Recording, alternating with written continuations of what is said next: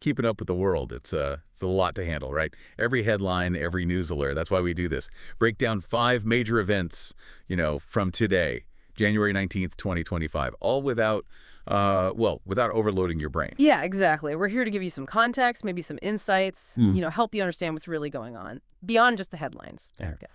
Okay, let's jump right in. Let's start in the Middle East, shall we?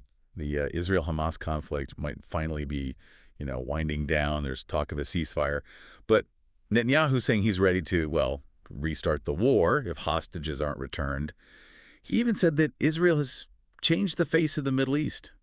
Strong words. What do you make of that statement? Well, it's definitely more than just tough talk. It's a pretty loaded statement. He's referencing the Six-Day War back in 1967. Right. Israel, very quickly defeated multiple Arab states back then, and that really, it reshaped the balance of power in the region. And so now, by invoking that, Netanyahu's basically signaling a new era of assertiveness. Mm-hmm. Potentially, this could, push countries like Egypt, Jordan to kind of reevaluate their own strategies. So this could have ripple effects outward. Yeah. Beyond just the immediate conflict. Yeah, absolutely. Right. A more assertive Israel could impact all kinds of things. Think about, global energy prices, Yeah. the stability of the entire region. It's a big deal. Wow, that puts it all in perspective.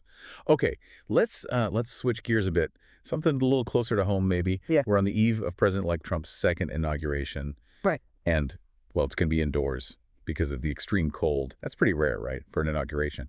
It is, yeah. The last time this happened was, let me think.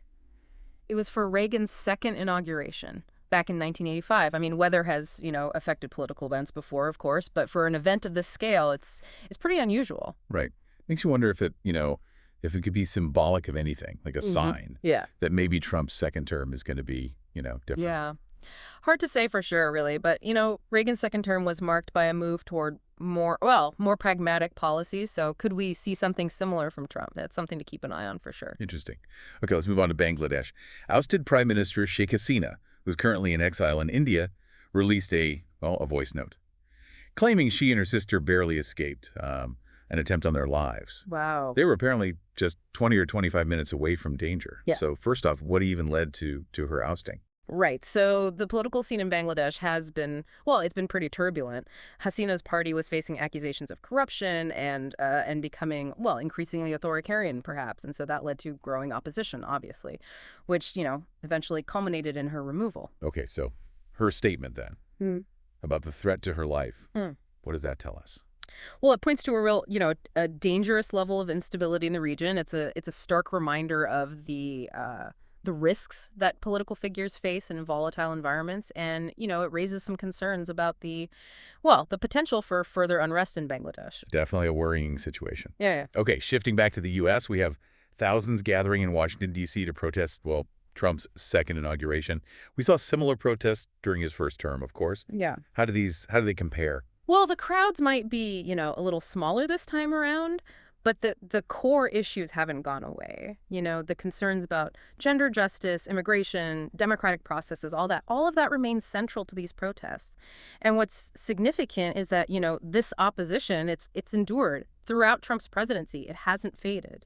So this sustained resistance, what does it tell us about the broader political landscape? It really highlights the deep divisions that still exist within American society. And, it speaks to the power of these social and political movements. It'll be interesting to see how these movements engage with Trump's policies during his second term. For sure. Okay, finally, let's talk about TikTok. It just abruptly stopped working in the U.S. just hours before a ban was, set to begin. This is huge. I mean, what was the reason for the ban in the first place? Right. So there were, concerns about TikTok's Chinese ownership and the potential, for data security risks. The U.S. government was worried about user data ending up in the wrong hands. Mm-hmm. So what happens now? I mean, what happens now that a major social media platform is basically, inaccessible in the U.S.? Well, for one thing, it sets a precedent for government intervention in, the digital world, which, of course, raises all sorts of questions about, free speech online.